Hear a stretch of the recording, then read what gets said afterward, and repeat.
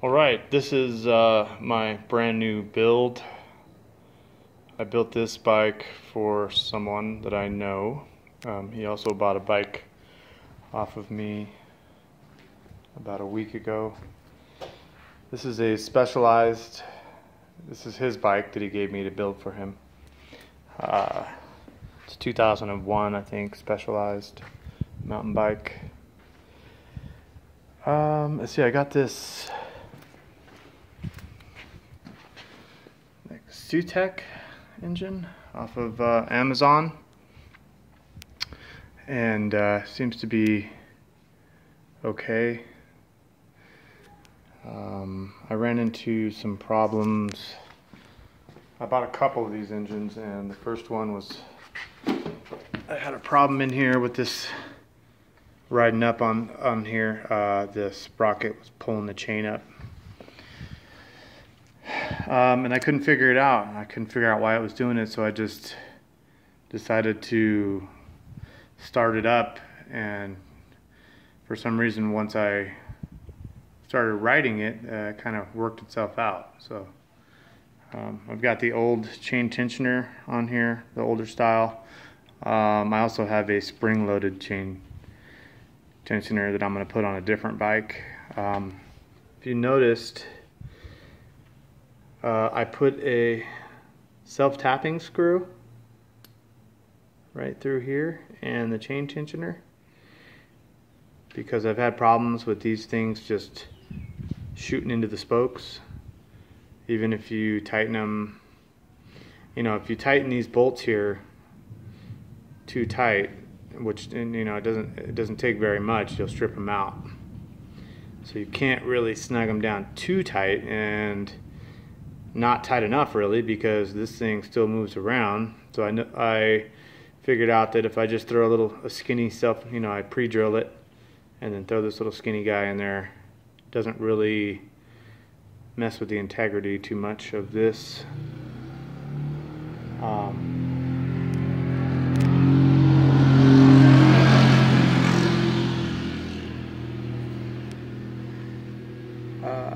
Also, when I installed the engine, mounted the engine, I noticed that if you look at my chain and the engine, they're really straight. Right on top of each other here. It's kind of hard to tell. What I noticed though is that if you look up here, my engine's set off to the right a little bit. But I was having problems with the chain not being totally straight because the engine wasn't, it was lined up straight as far as the bolts look when you line them up with the top of the frame here. But the chain wasn't, the chain was off, and I'm more concerned about the chain just being perfect. So I just moved the engine over a little bit, and that worked really well. I didn't have any clicking noises, or I didn't have this thing trying to derail off one side. These things are just ridiculous. I think everybody knows that by now.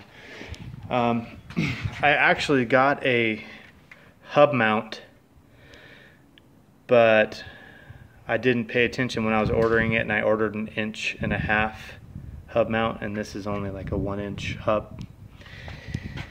So I just used it instead of just not using it. I used it replaced it. Instead of using the hardware that they send, those 3 little pieces, I used this thing, and it seemed to be much more solid, and it was easier to align my sprocket. It didn't really take much. Usually it takes me about an hour to get it right. It only took me about 20 minutes with that hub mount. It's not supposed to be used like that, but I just decided to use it, and it seems more stout. It gives everything more support, even though it doesn't fit on the hub.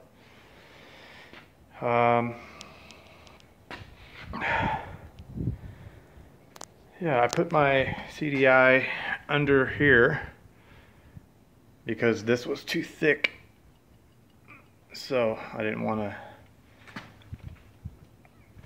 try to get it on there somehow.